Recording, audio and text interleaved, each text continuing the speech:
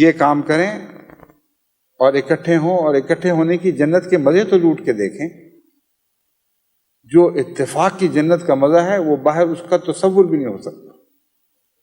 وہ گھر جس میں ماں باپ پاک اخلاق کے ہوں، یا بچے ماں باپ پر جان فدا کرنے والے ہوں، وہ روکھی سوکھی کھاتا ہے تو اس کو بھی وہ جنت کی غذا سمجھتا ہے۔ وہ مل کر ایک تھوڑی سی دال بھی اکٹھے مل کے پکائیں، اور گرم روٹی جو گھر میں ماں پکاتی ہے اس سے مل کے کھائیں۔ جو جنت کے مزے وہ غریب گھر لوٹ سکتا ہے جو آپس میں محبت سے باندھا گیا ہے، وہ اس امیر گھر کو نصیب نہیں ہو سکتے جہاں دلوں سے پھٹے ہوئے ہیں، جہاں بھائی بھائی سے جدا ہے۔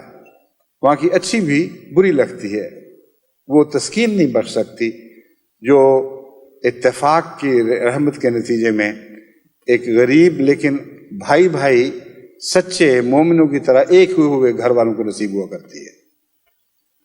بس اپنے گھروں کے حال درست کریں، اپنے روزمرہ کے اخلاق کو درست کریں، اور اس پہلو سے اپنے اخلاق کی، اپنے کردار کی حفاظت کریں، اور اپنے رخنوں کو دور کرنے کی کوشش کریں۔